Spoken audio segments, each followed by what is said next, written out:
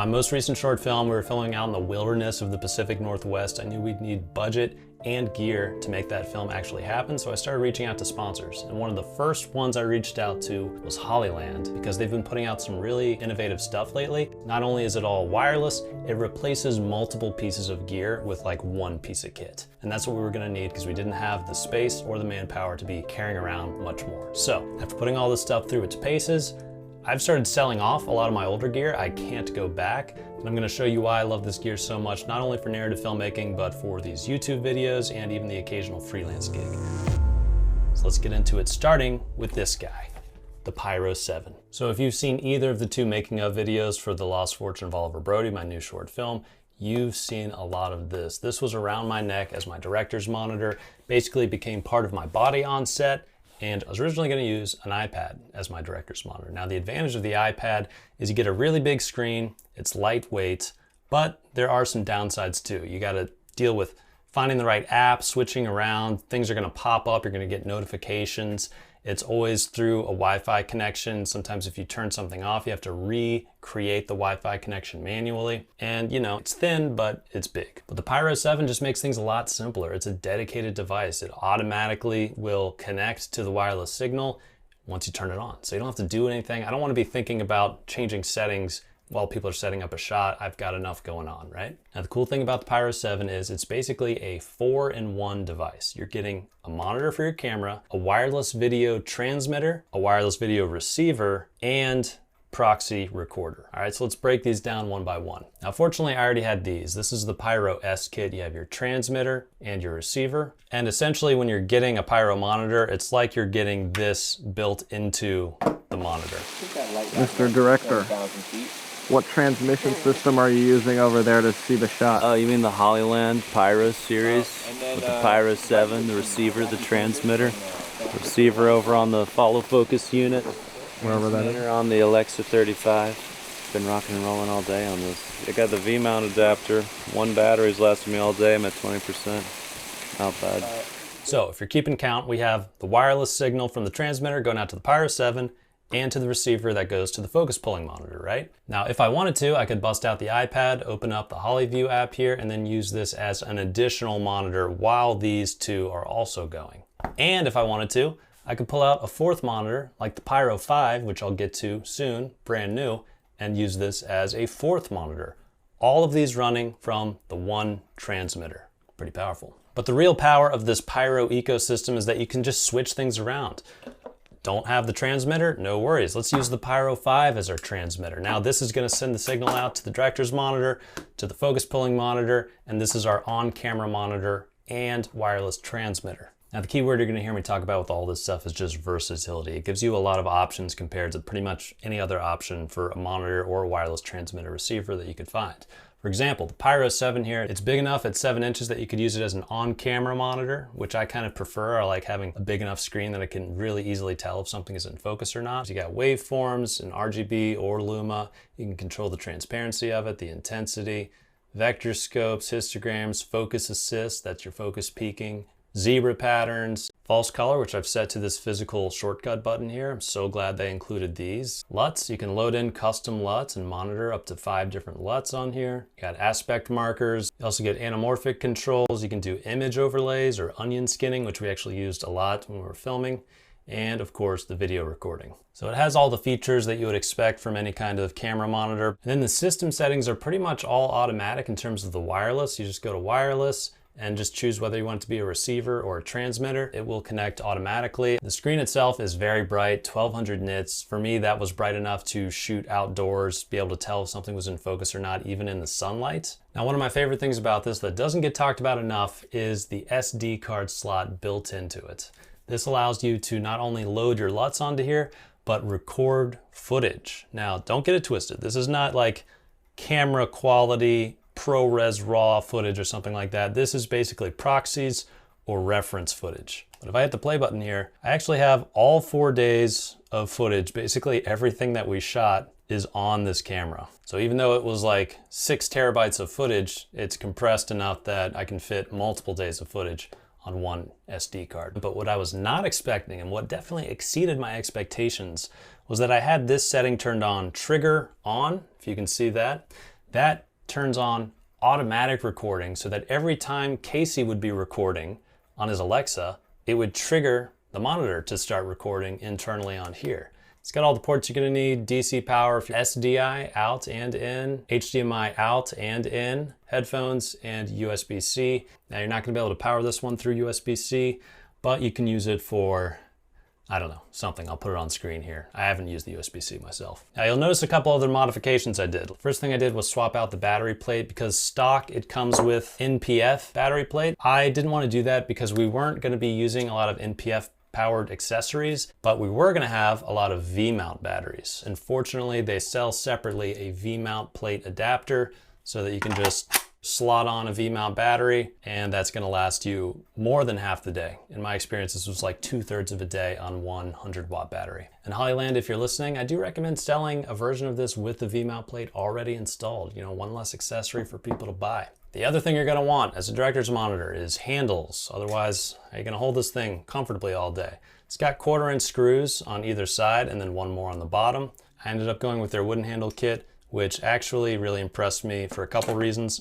One, they're perfectly molded to just fit on the side. Heads up, it does cover the SD card, so you'll have to be prepared to unscrew this guy if you want access to that. And I just realized this while filming, hidden Allen wrenches in the bottom of each handle. Very handy. Once it's on, there's absolutely no wiggle. It's not coming loose. It didn't come loose after 4 days of filming in the wilderness. Another benefit, once it's on, it will just stand perfectly upright. There's no tilting or falling over. Boom. Last accessory I got was the lanyard / neck strap. It's got little clips here, so you don't have to deal with like one of those keychain rings. Just clips on like that, and you're good to go. My one complaint, it's a little long. I mean, I'm 6'2", and this thing's already at my waist, so if I was shorter, it'd be clanging around my thighs, maybe a little too long, but you could always go one shoulder mode, you'd probably be okay. So that's all I gotta say about the Pyro 7. Awesome director's monitor. Now let's talk about the new Pyro 5, the smaller, lighter brother of the Pyro 7, which is surprisingly just as powerful, actually even more powerful in some ways. Now, if you look at the back, you'll notice a few changes. One, it takes a single NPF battery. There's no option for a V-mount plate on this guy. It's too small. Once again, you got your USB-C port, DC power, SDI in, but no SDI out, HDMI in, HDMI out. So this one's kind of begging to be an on-camera monitor while also being your wireless video transmitter. Because again, this unit works as both a transmitter and a receiver for wireless video. Crazily, this one is even brighter than the Pyro 7. This has 1500 nits of brightness versus 1200 on the 7. So looking at this thing in the middle of the day, no problem. Another new feature of the Pyro 5 is camera control. That's right, through this USB-C port, you can control the recording, the ISO, shutter, etc. for certain cameras. So just check to see if yours is compatible. Throw a list of a few down here. Now, the way we were using this on set is I would use the Pyro 7 as kind of the main monitor, but this little guy, I could just turn it on and pass it around to whoever needed it on set. A lot of times it was our gaffer, Eric, who would be up on a hill adjusting a light, and I could just hand him off this monitor and he'd be able to see in real time what his adjustments to the lighting are doing, even from far away. I'd also give it to my production designer, Michael Corsi, and he could just set it down on the table where he's moving things around, moving props and adjusting things while looking at what he's doing in real time. So we have a bunch of Pyro devices: Pyro 5, Pyro 7, Pyro S transmitter, Pyro S receiver. The cool thing is you don't actually need to have all these to start getting a ton of use out of it. You can just go piece by piece. So if you just wanted to start with a Pyro 5, you're getting, again, multiple tools with one device. You're getting an on-camera monitor, you're getting a wireless transmitter, you're getting a wireless receiver. So if you just want to have this be your on-camera monitor, then you can go grab your iPad or your iPhone or whatever and use that as the receiver. Use that as your director's monitor or your video village or whatever.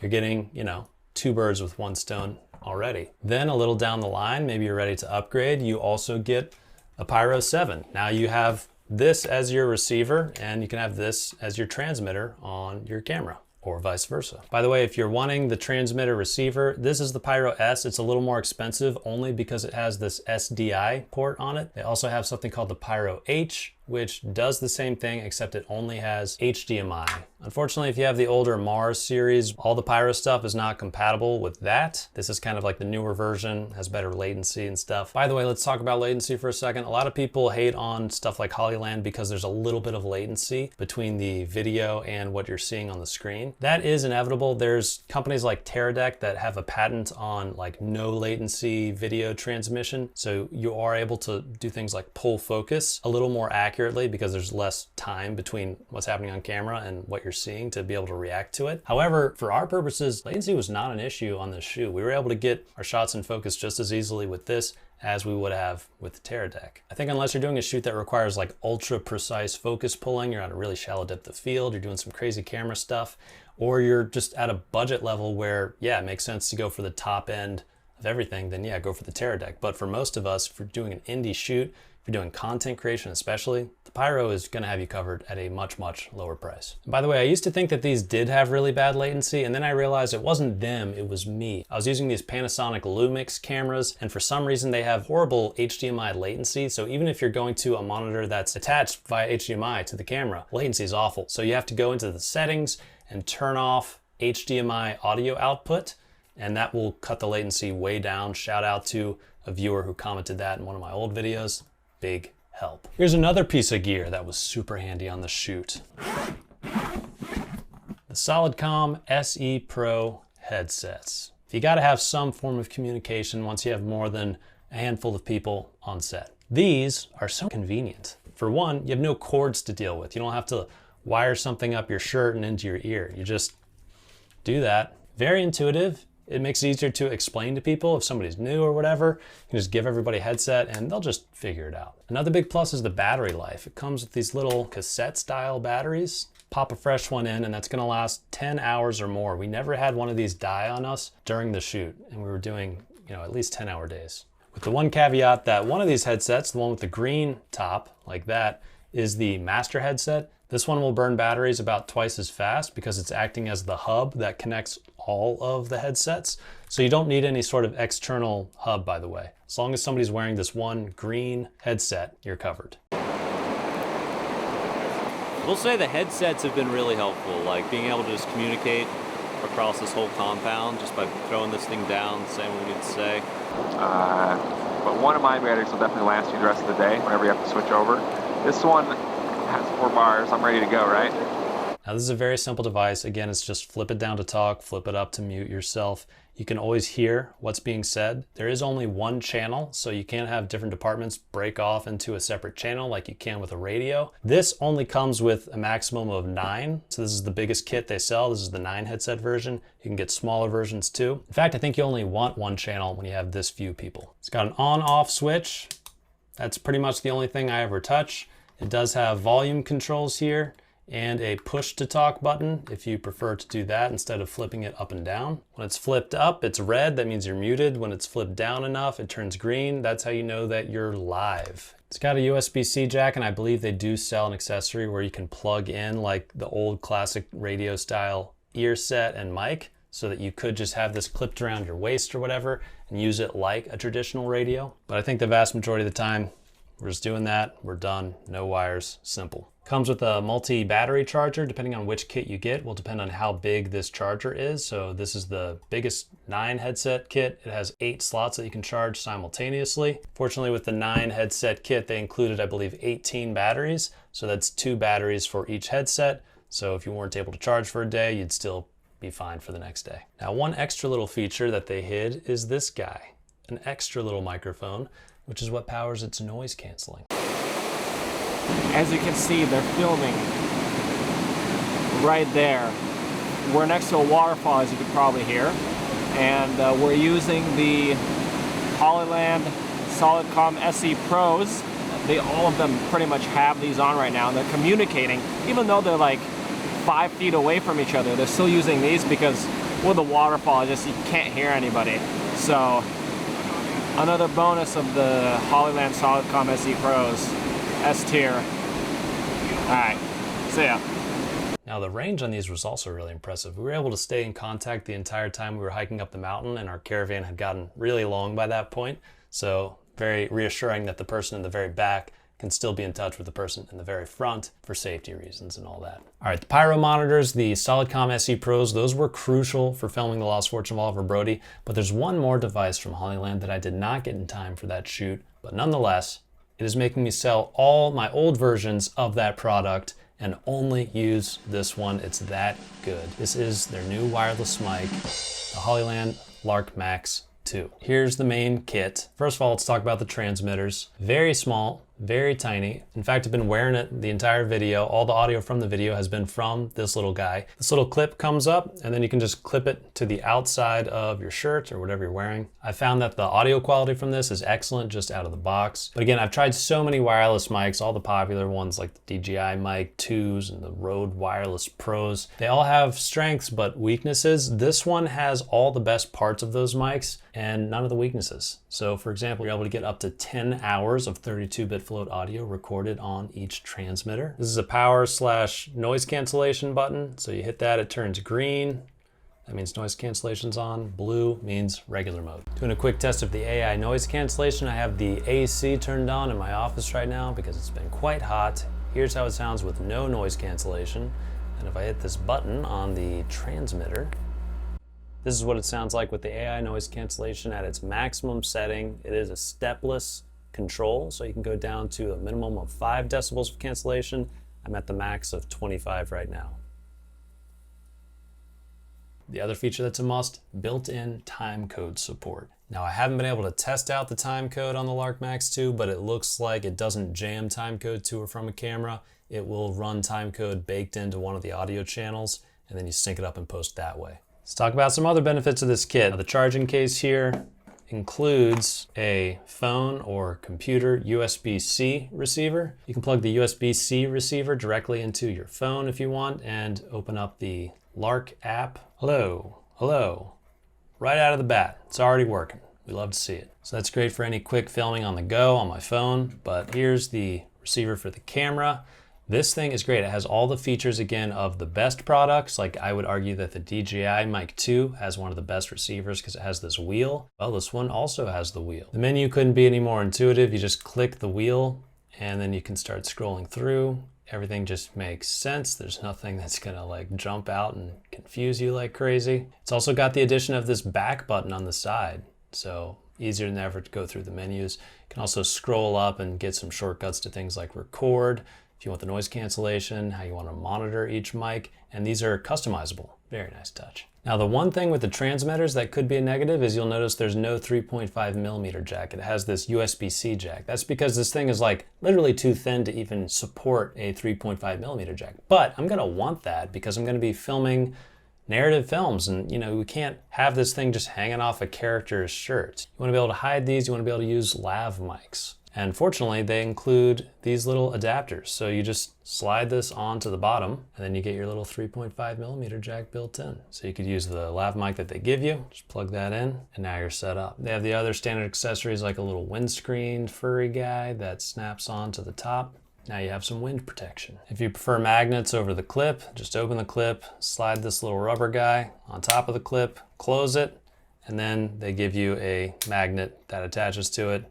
It's very easy to just rig that up like so, and now you've got the magnet version. So that's the transmitter receiver kit. I would have been happy with just this, but they took it to a whole other level, and this is why I was so excited about these and realized this would be a game changer for me and the stuff that I shoot.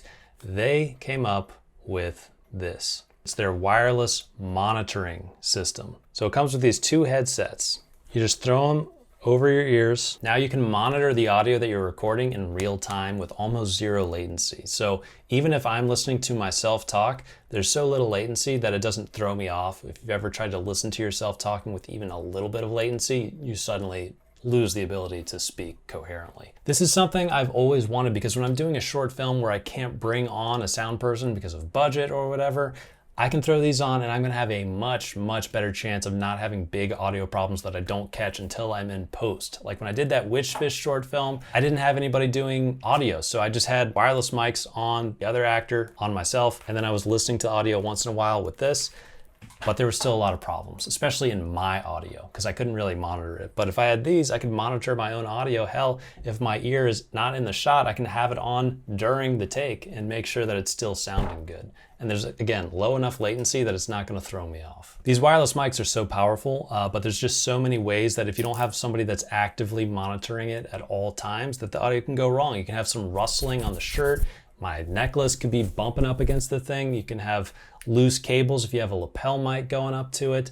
Lots of things can happen. Wireless interference. Fortunately, it's got the onboard recording, so that wouldn't be an issue. But now that I have these, it's gonna free me up to record so much more audio on site without a dedicated audio person and just feel more comfortable with it. Now, if it's a professional production, I'm always gonna want an audio person no matter what. But if I'm doing a YouTube video and I'm interviewing somebody, I don't have to be freaking out in the back of my mind like, oh, should I check the audio? We've been talking for 20 minutes. What if something's messed up? I will just be able to know. Even better, if you go into the monitoring settings, you have the option to monitor from the camera or the receiver.